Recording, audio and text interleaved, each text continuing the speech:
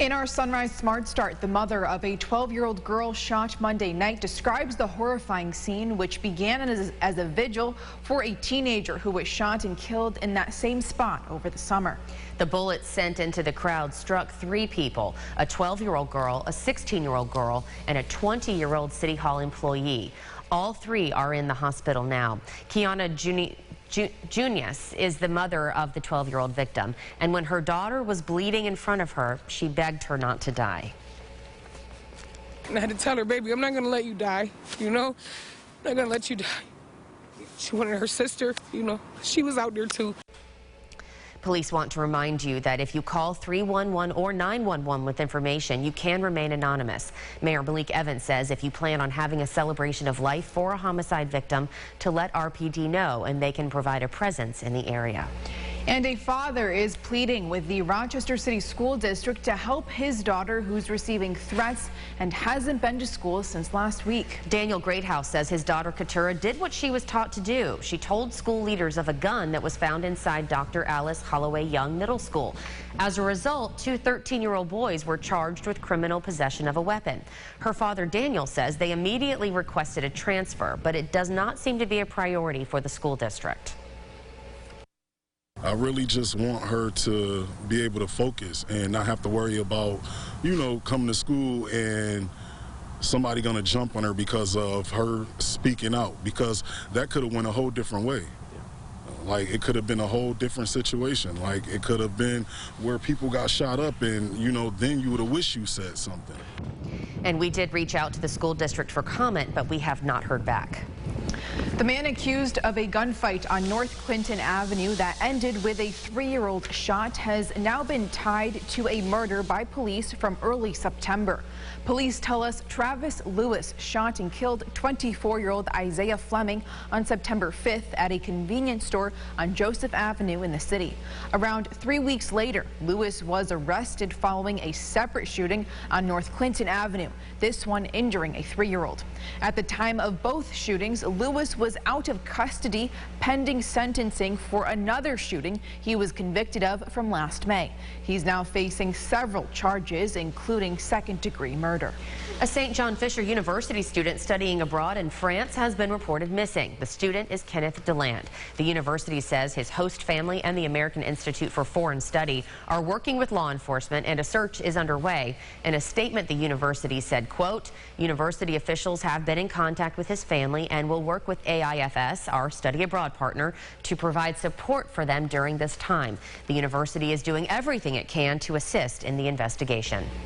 The Wayne County budget hearing was held last night. The Teamsters Local 118 and Wayne County Board of Supervisors coming to an impasse in contract negotiations for Wayne County Sheriff's deputies.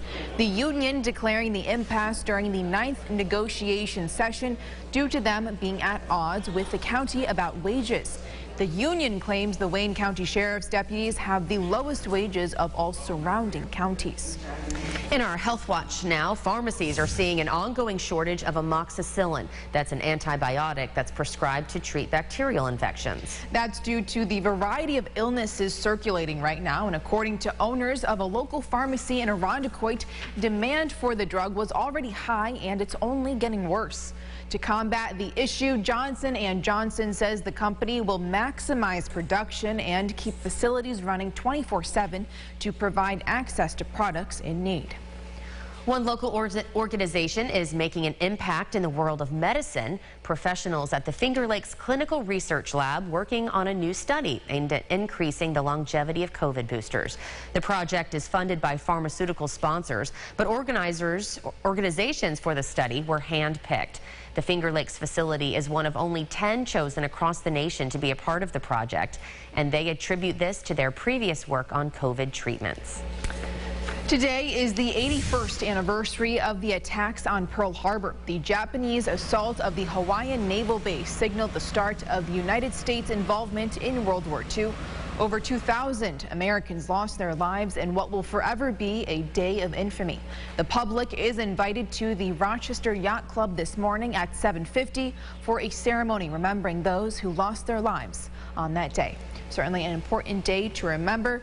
Let's toss things over now to meteorologist James Gilbert. Hopefully things go well for that remembrance ceremony at the Yacht Club. Yep, that's exactly 1 hour. So if you are heading in that direction, you should have no issues with weather. Numbers in the 40s right now. That is very mild for this time of year, for the 7th of December. We really should be starting off in the upper 20s. So we're some 15, 20 degrees above average this morning. A couple of sprinkles around, but that morning temperature is not going to be the same over the next few days. We'll find our start in the 30s as we get into tomorrow, eventually into the 20s by the weekend. We'll take a look at the 8-day forecast and have a check at the bus stop at the end of the show. Casey, ML. All right, James, thank you. Taking another look at the roads this morning. Everything is still looking really good. I'm not seeing any accidents to report, and all the main arteries are running on time. So if you're heading out the door right now, you should be smooth sailing. 'Tis the season for giving, and in some cases that means gift giving, which in turn can mean a lot of packages. So as we get closer to the holidays, USPS wants to help prevent your mail from being delayed. That's right. We've got Hanukkah coming up on the 18th, Christmas the 25th, Kwanzaa the 26th. News 8's Jatira Marsh joins us in the studio to share some reminders and some tips from the post office to make sure your gifts get from point A to point B with no trouble. Jatira, what do we need to know? Well, for starters, you need to know the earlier you send the packages, the better, and that's according to communications specialist Mark Lawrence. He says these are the recommended dates to send your mail by if you're trying to get it in before December 25th. For retail, ground, and first class mail, the cutoff is December 17th. Priority mail needs to be mailed by December 19th, and Priority Mail Express will need to be sent out no later than December 23rd. Lawrence says the USPS staff have been prepped for this year's holiday season due to receiving new technology. He suggests as a safety precaution to make sure your packages are properly sealed and to place a note card with your address and the recipient's address. That way, if something were to happen, USPS will know who to send it back to. Reporting in the studio, Jatira Marsh, News 8. Jatira, thank you. And for a list of those deadlines and dates, you can find the link on our website. That's rochesterfirst.com. And on the topic of the holiday season, News 8 is getting into the giving spirit this week with our 16th annual Tops Food for Families food drive taking place this Friday. All donations benefit FoodLink, which helps distribute food to various other organizations. As part of the food drive, we'll have crews at the Tops on Mount Read Boulevard all day. Be sure to come visit us in person to help donate a little brown bag of hope. I believe James is going to be there for the morning cruise, so we can't wait to see him out there. Yes, looking forward to it. Thanks to the Flower City Habitat for Humanity, one Rochester resident will be getting a new home for the holidays. The group partnering with the Builder Exchange of Rochester and the Junior Builders Exchange, using the site as training for high school students pursuing a career in construction. The students are the only ones learning from this experience. This is the first house recipient Christina has owned. I was very,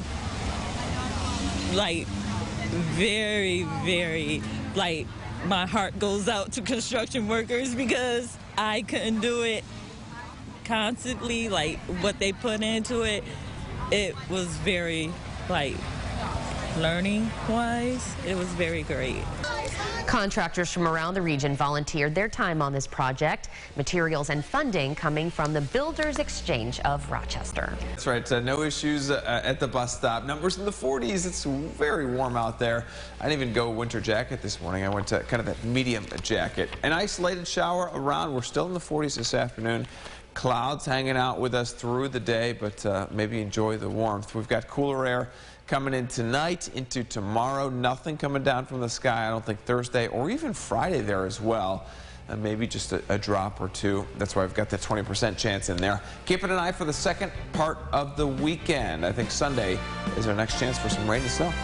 All right, thank you, James. That's all the time we have today. Thanks for watching News 8 at Sunrise. Our next update is coming up in 30 minutes. CBS Mornings is next. Have a great day, everybody.